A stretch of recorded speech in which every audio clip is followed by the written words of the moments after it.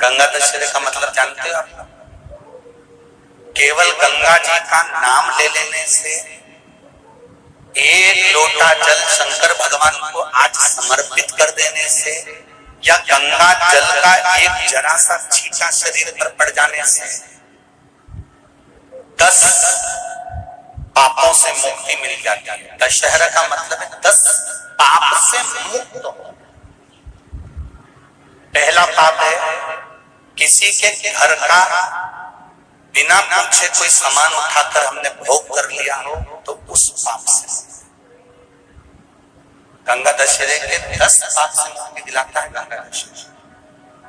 दूसरा, किसी ब्राह्मण, किसी गुरुजन को मुख से अपशब्द कह दिया हो, तो आज ही का दिन है जिस दिन पाप कर्म से मुक्ति मिल जाती है।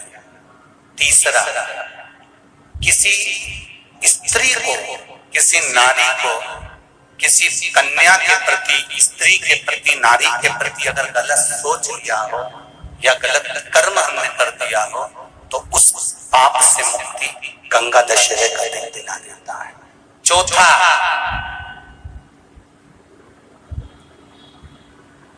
रजो धर्म धारण करने वाली नारी, रजस्वला स्त्री के हाथ का बना हुआ अगर हमने भोजन ग्रहण कर लिया है, तो आज गंगा दशहरे का दिन ही ऐसा रहता है जिस दिन उस पाप से हमें मुक्ति मिलती है।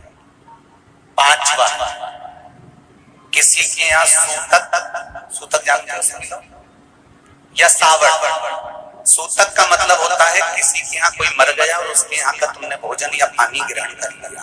सावड़ का मतलब होता है किसी के यहाँ बच्चा हुआ, तुम्हें मालूम नहीं था, उसके घर का 8 दिन का 10 दिन का तुमने भोजन या पानी ग्रहण कर लिया। सूतक या सावड़ का भोजन या अन्न पानी ग्रहण कर ले, तो 5वें नंबर का गंगा दशहरे का वर्णन करता है कि 5वां पाप, इस पाप से भी लोगों को मुक्ति मिल जाती है। 6ठे नंबर का वर्णन आया, किसी मंदिर की जगह पर या धर्म की जगह पर अपना कब्जा कर लिया हो, या धर्म की जगह को अपना बना लिया हो, तो उस पाप से मुक्त होने का एक साधन 6ठे नंबर का। 7वें नंबर का, झाड़ू लगाते समय, बुआरी लगाते समय छोटे छोटे जीव झाड़ू के नीचे मर जाते हैं, तो उसके पाप से मुक्ति गंगा दशहरे का दिन दिला जाता है। 8वें नंबर का,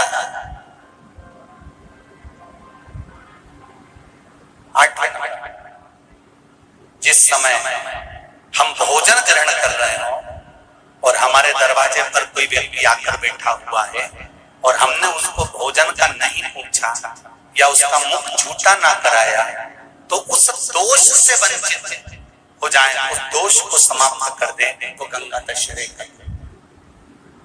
9वें नंबर का,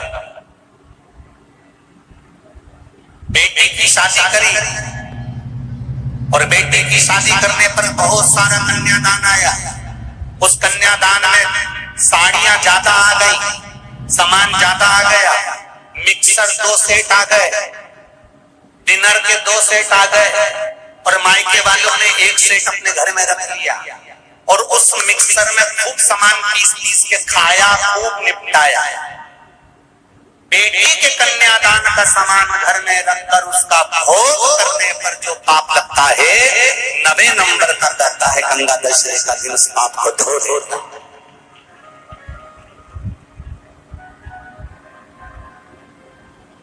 10वें नंबर का महाराज, यदि किसी तीर्थ में जाता था, हमने कोई गलत काम करा होता है, तो गंगा दशहरे का ये आज का दिन हमारे पाप को वो दूर करता है। ये गंगा दशहरे के 10 पाप को धोने के लिए मात्र एक दिन है गंगा दशहरे का दिन।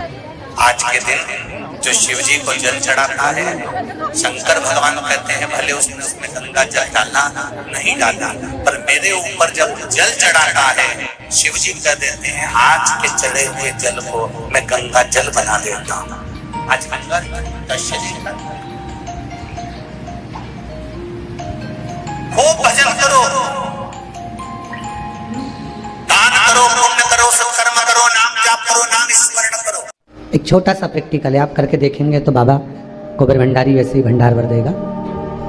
थोड़ा सा प्रयास, अगर आपके सबके घर में गंगा जल है तो एक प्रयास करके देखिएगा। कोई कार्य के लिए आप जा रहे हैं और वो कार्य अटक रहा है, नहीं हो रहा, बहुत प्रयास कर लिया, बहुत दिन से लगे हुए हो कि ये काम होना ही चाहिए, ये काम बहुत जरूरी और होना ही चाहिए, नहीं हो रहा। एक कटोरी में गंगा का जल निकाल लीजिए और कटोरी में गंगा का जल निकाल कर तुम्हारे घर में एक सिक्का पड़ा हो, 1 रुपया, 2 रुपया, 5 रुपया, कोई सा भी एक सिक्का पड़ा हो,